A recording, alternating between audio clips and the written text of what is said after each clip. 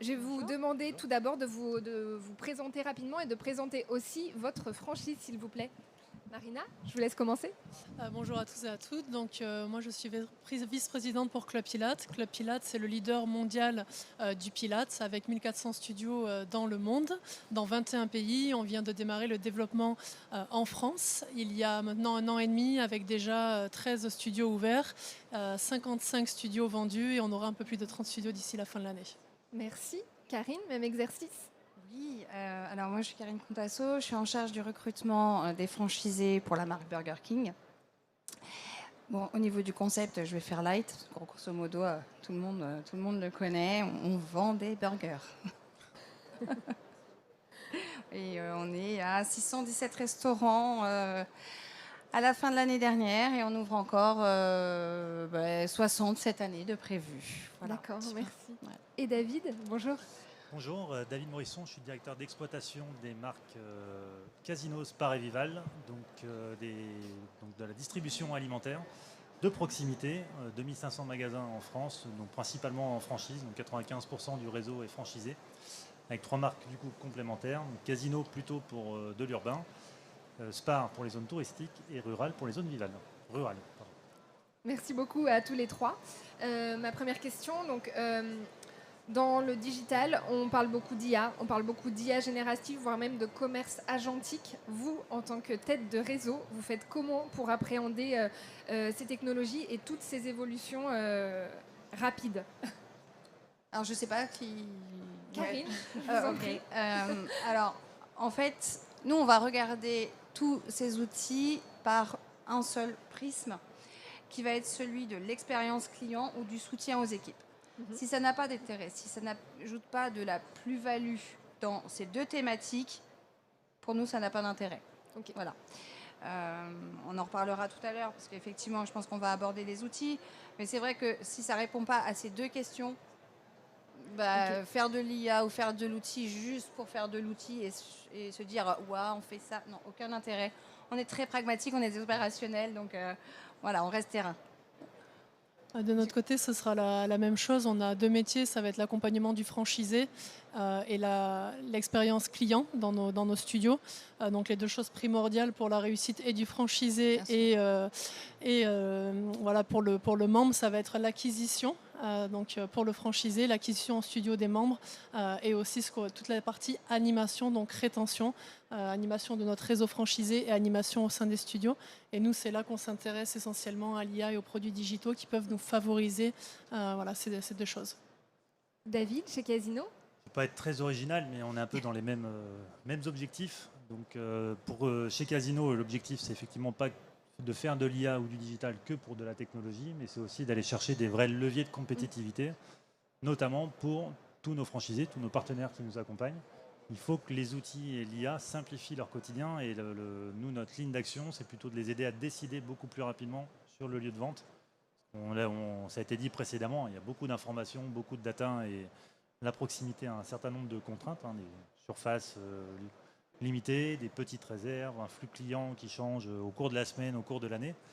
Et donc on a besoin d'avoir des informations précises pour pouvoir piloter au mieux son magasin. Et c'est là que l'IA et les outils apportent le plus de valeur. Donc, comme vous le disiez, finalement, le digital redéfinit le métier du franchisé et l'idée, c'est quand même de l'aider au maximum. Vous faites comment? Quels outils vous avez mis en place pour essayer de l'épauler au quotidien? Alors, effectivement, on a quand même pas mal d'outils, mais toujours avec les 2 axes. Donc chez BK, on a notamment le KMS, donc le Kitchen Management System, qui a pour but d'améliorer la rapidité en cuisine, qui du coup améliore en fait le produit et l'expérience client. Donc en fait, il s'agit d'envoyer les informations aux équipes via des écrans pour que quand les commandes arrivent, ça split en fait aux écrans, poulet, etc., etc. Et qu'en fonction des tendances, ça donne la prep à faire à venir. Voilà. Ça, c'est nouveau? Ça a été, oui, on travaille dessus depuis un certain temps, mais on est en train de déployer. D'accord. Voilà. Avec l'objectif également que ça aide nos franchisés en fait à être plus performant, puisqu'on constate une diminution des pertes, voilà, des PDI pour ceux qui sont du métier, mais des pertes de moins 0,3 points en moyenne, ce qui n'est pas, mal. négligeable. Vu les volumes, c'est pas mal. Oui, exactement. Et ça, ce n'est pas quantifiable, mais on le voit par rapport à nos notes Google, mais il y a une énorme amélioration de la qualité puisque le produit, il arrive plus vite, plus chaud, il est servi plus rapidement. Donc là, il y a une expérience client, effectivement, qui prend une belle envolée. Voilà. On a un autre outil qui est l'outil de proposition de commande, donc là, qui simplifie plutôt les encadrants, puisque avec un inventaire effectivement bien réalisé, puisqu'effectivement on parlait de la propreté des données juste avant, c'est exactement ça. Donc un inventaire bien mené et régulier fait que ça va anticiper et proposer la commande directement sur notre outil de commande et il n'y a plus qu'une validation à faire. Donc là, c'est pareil, effectivement, ça fait gagner jusqu'à entre 1h30 et 2 heures par semaine. Ah oui, ok. Je veux dire, en termes de production, de productivité, c'est juste énorme. Donc voilà. Donc ce sont des outils comme ça. Aujourd'hui, on a 313 restos en KMS et 65 en proposition de commande. Et l'ambition, c'est de déployer la totalité des restos avant la fin de l'année. D'accord, ok. Donc un gros chantier, texte sur ces outils, en effet. Chez Casino aussi, vous avez effectivement un outil tout en un que vous mettez en place. Effectivement, on a depuis quelques années maintenant une plateforme digitale qui regroupe tout l'écosystème applicatif qu'on avait précédemment. Donc on a tout simplifié dans une plateforme, donc avec une technologie plutôt récente qui permet aussi d'évoluer très rapidement. Donc, tous les 2 mois, on apporte des fonctionnalités complémentaires. Et c'est vraiment l'outil au cœur de la vie de nos magasins, parce que c'est l'outil de commande. Mais pas que. C'est aussi l'outil qui aide à faire son assortiment, à piloter ses marges, à suivre ses livraisons, ses réceptions, à avoir des tutos vidéo. Et on a plus de 2000 connexions quotidiennes sur cet outil, donc il est vraiment utilisé par tous nos franchisés en permanence. Et ça fait quelques années que du coup on investit sur cet outil qui est digital à la base, mais on y met aussi de l'IA.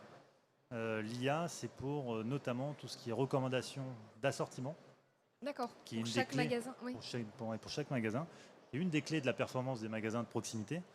L'idée, c'est vraiment de prendre des composantes internes, donc performance du magasin ou de magasins similaires, donc on fait des clusters, et aussi des composantes externes en fonction de là où est localisé le magasin, pour vraiment à la fin avoir un assortiment qui soit le plus personnalisé possible. Donc ça, c'est quelque chose que depuis le siège, on ne pouvait pas faire historiquement, c'est-à-dire on définit pour chaque magasin quel est le bon assortiment à mettre dans le peu de mètres carrés qu'on a dans nos magasins, parce qu'on va de 150 à 250 mètres carrés en moyenne. Et là, via l'IA, du coup, on est capable de faire des recommandations personnalisées à nos magasins pour qu'ils aillent chercher du coup, le maximum de performance commerciale et du coup, la rentabilité du point de vente. Vous arrivez à quantifier le succès du coup de cet outil ? Alors on a des chiffres. Alors nous, ce qu'on sait, c'est que vu qu'on est passé des anciens outils aux nouveaux outils, quand on passe aux nouveaux outils, qu'on intègre des périmètres petit à petit, on gagne et les franchisés du coup gagnent aussi parce que ça permet de limiter le taux de service est meilleur. Et nous, on gagne 5 à 10% de chiffres selon les rayons. D'accord. Donc c'est vraiment majeur parce que je ne l'ai pas dit, mais il y a aussi des algos de substitution. On a beaucoup de ruptures en alimentaire. L'assortiment, il vit beaucoup. Et donc, quand il y a une rupture, que le produit n'est pas disponible, ça vous propose du coup automatiquement la meilleure référence de substitution. Et ça, c'est aussi intéressant. Et les indicateurs qu'on arrive à suivre plus facilement, c'est le nombre de connexions. Donc 2000 connexions quotidiennes, on a 3 millions de recherches par an sur moteur de recherche, 7500 clics hebdomadaires sur nos bannières qu'on met en avant pour mettre en avant les promotions notamment. Donc en tout cas, l'outil est utilisé et trimestriellement, on fait des questionnaires auprès de tous nos franchisés. Et du coup, c'est un des items qui est le plus en progression sur les dernières années. Ah, ok, super. Et chez Club Pilates ? Alors chez Club Pilates, c'est un business qui est, je pense, un peu plus simple dans le sens où ce qui va vraiment compter, ça va être la performance des équipes commerciales, la qualité des instructeurs qu'on a dans le studio. Et clairement, l'acquisition client, c'est les choses sur lesquelles on va se concentrer. Donc nous, les chiffres qu'on regarde et qu'on veut faire évoluer grâce à nos plateformes digitales ou grâce à l'IA, ça va être le nombre de prospects qui viennent, qui demandent des renseignements, le nombre de personnes qu'on arrive à faire venir dans nos studios, combien viennent vraiment, le taux de conversion et ensuite le taux de conversion final par rapport au nombre de prospects qu'on a eu. Donc pour ça, on fait 2 choses. On a une très grosse plateforme de formation ce qui permet à nos franchisés, à leurs general managers, à leurs commerciaux ou aux instructeurs de se connecter à n'importe quel moment et pour cela ils ont une réponse.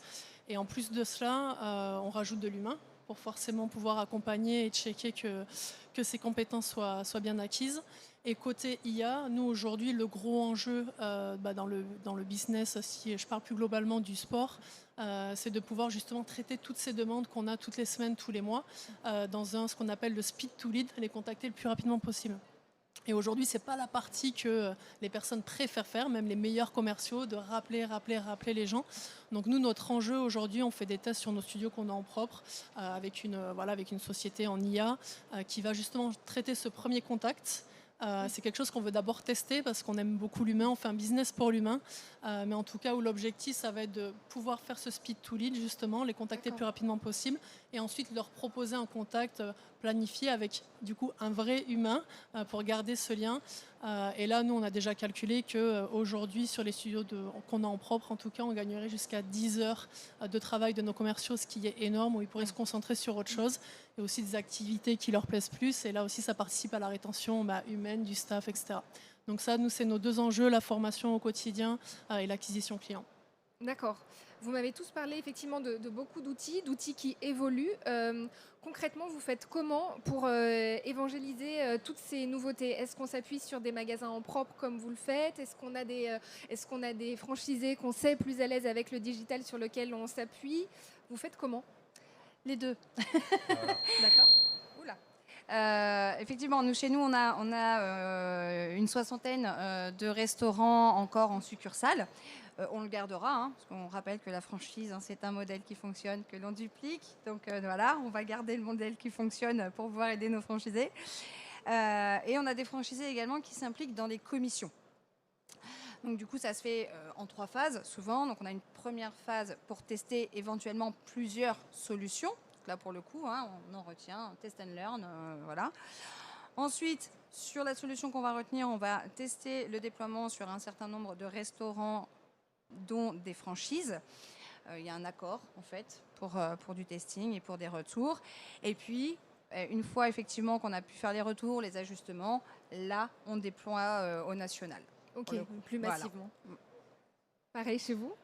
Exactement, donc alors à plus petite échelle parce qu'on a moins de points de vente, mais là par exemple les différentes solutions qu'on va mettre en place côté CRM et IA, ça sera donc dans nos succursales et après on a identifié 2 franchisés très à l'aise avec le digital, les 2 premiers qui ont démarré et qui sont friands et qui sont prêts à faire le test avec nous, donc voilà, donc ça sera la façon de le mettre en place et si les tests fonctionnent, si on est satisfait des résultats, à ce moment-là évidemment on le déploie sur tout le réseau. D'accord.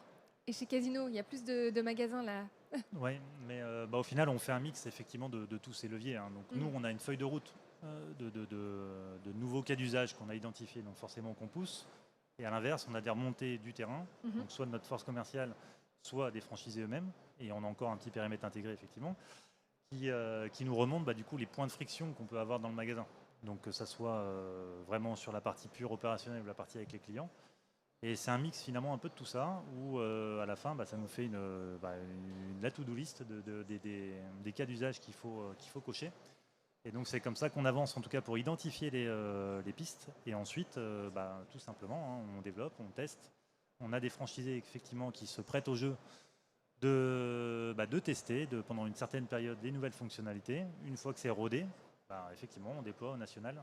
Et on l'accompagne ensuite toute la phase d'information et de formation en magasin avec soit déjà une réunion de lancement, on forme d'abord nos équipes. Sur le terrain, j'ai 75 commerciaux, donc on commence par eux. D'accord. Et ensuite, on a tous les supports, que ce soit du classique PDF, mais on va aussi de plus en plus vers du tuto vidéo, alors qu'on fait aussi via IA d'ailleurs. On fait un script et puis ça me fait une belle vidéo. On gagne un peu de temps, mais c'est un format qui en 2-3 minutes permet de faire des zooms assez simples sur des points de process. Et on utilise les multiples canaux pour être sûr de toucher notre cible. C'est intéressant ce que vous dites, David, sur la partie formation. Ça veut dire que comme vos outils évoluent vite, il y a plus de formation. Est-ce que c'est des formats qui sont différents aussi pour réussir à toucher un maximum de monde? Ça se passe comment en fait l'évolution de ce volet-là? Effectivement, nous, tous les 2 mois, on ajoute des fonctionnalités. Et il y en a certaines qui sont mineures, c'est plutôt des corrections de bugs, etc., ou des petites des petites évolutions, et il y en a d'autres qui sont beaucoup plus majeures. Typiquement, là, on vient d'intégrer les fruits et légumes sur l'outil. Ça change complètement le pilotage de la vie du magasin. Et donc, là encore, c'est tous les mois, nous, début de mois, on a un temps qui est dédié à faire l'actu de commercial et des outils qui va arriver dans le réseau. Donc ça, c'est une call que tous les commerciaux font avec leur réseau. Et ensuite, nous, on pousse aussi des informations, ce qu'on appelle la checklist. Donc, on pousse la checklist mensuelle à tous nos franchisés. Et après, on a le travail des commerciaux sur le terrain qui, justement, au fil des visites, réexpliquent les différents points s'ils n'ont pas été intégrés. On essaye de faire le plus intuitif possible, mais bon, il y a toujours des moments où il y a besoin de formation. Donc là, c'est le travail des commerciaux qui prennent le relais. Et si jamais ce n'est pas suffisant, on a mis en place aussi des rendez-vous de l'expert où en fait on a des créneaux toutes les semaines sur des thématiques. D'accord. Ils peuvent réserver des créneaux de 20 minutes et ils parlent directement avec l'expert du siège qui a créé la solution. Comme ça permet d'avoir un contact directement avec la personne la plus sachante pour s'approprier du coup l'outil. D'accord, ok. Chez Club Pilates. Donc chez Club Pilates, donc nous on a une équipe, on a une personne qui est donc dédiée pour la partie digitale. Donc à chaque fois qu'il y a une nouveauté ou quelque chose qu'on veut soit sûr qu'il soit intégré, donc dans un premier temps on forme les franchisés general managers. Dans un deuxième temps, les formations sont publiées sur notre plateforme de formation et mises à l'ensemble du réseau. Et on a des calls dédiés, alors certainement moins, un par semaine, par période, à chaque fois qu'une nouveauté est installée, pour que justement tous les staffs commerciaux puissent se connecter, poser toutes leurs questions, afin qu'il y ait vraiment un suivi et un accompagnement. D'accord. Alors, chez BK, du coup, en fait, nous, on est un peu sur la même structure, c'est-à-dire que comme on a des structures avec des relais terrain et un intranet, donc le franchisé peut aller de lui-même effectivement chercher sur l'intranet en fait qui est mis à sa dispo. Il y a des books effectivement, alors dématérialisés. On est bien d'accord.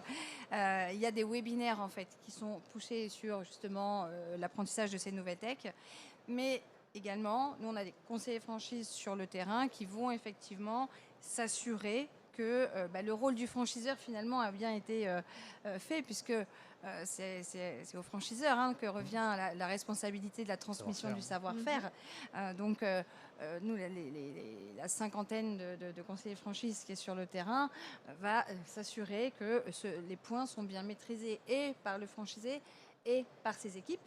Et au besoin, accompagner, refaire une formation pour faire en sorte que ces nouveaux outils, ils servent vraiment et ils aient une vraie valeur ajoutée.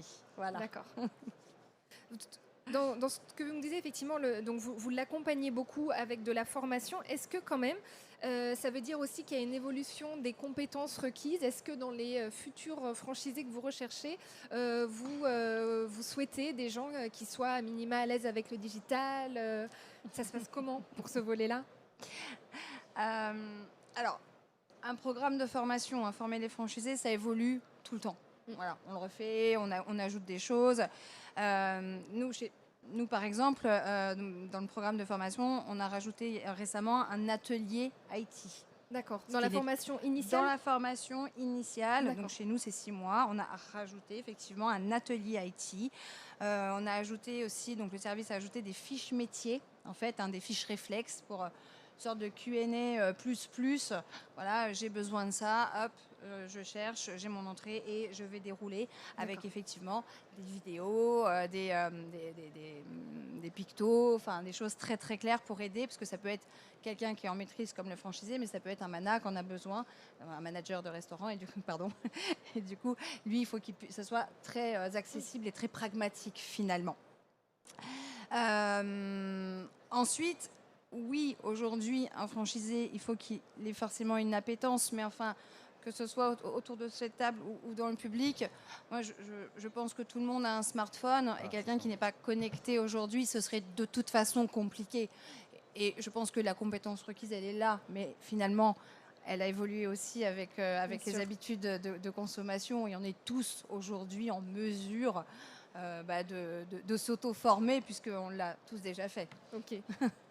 Même constat chez Club Pilates. Oui, alors nous, ce qu'on a constaté, c'est qu'il y a une formation initiale pour le franchisé, pour ses équipes, où en général, on intégrait une demi-journée liée on a de nombreux logiciels, donc liés au logiciel. Et ce qu'on s'est rendu compte, c'est qu'en fait, les choses sont vite oubliées. Il y a besoin de piqûres de rappel. Donc nous, chez Club Pilates, l'accompagnement à partir du moment où le studio est en construction jusqu'à l'ouverture, en général, il se passe 3 mois. C'est la période clé déterminante, c'est là où on commence les préventes et on veut atteindre un certain nombre de membres avant même que le studio soit ouvert. Ouais, exactement. Et donc là, c'est primordial. Et dans notre accompagnement, il y a un accompagnement à minima une fois par semaine de 40 minutes avec notre animatrice de réseau. Et en fait, on a répercuté la formation. En fait, on l'a scindée petit à petit en ajoutant de nouvelles briques chaque semaine où il y a 10 minutes. Cette semaine, on va vérifier cette compétence, on va voir cette partie sur le logiciel. Et ça nous permet de ne pas répéter toujours les mêmes choses, de ne pas toujours avoir les mêmes questions. On a dans notre FAQ, donc ils gagnent beaucoup de temps, les franchisés, et nous aussi. Donc ça, c'est ce qu'on a mis en place avec une formation un peu plus sur le long terme jusqu'à l'ouverture pour qu'après, ils soient complètement autonomes. D'accord. Et chez Casino ?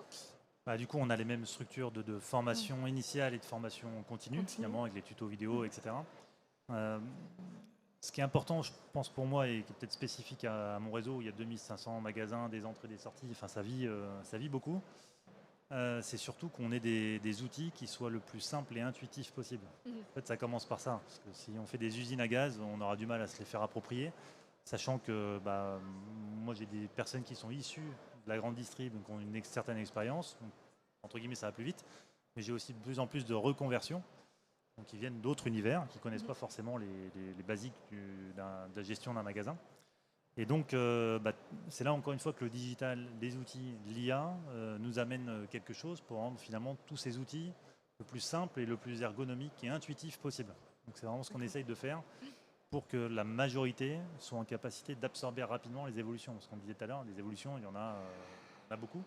Il y a beaucoup de data, beaucoup de données, enfin on l'a dit depuis tout à l'heure. Donc on a besoin d'avoir ce côté ergonomique et intuitif qui permet justement de rapidement monter en puissance sur toutes les innovations. D'accord.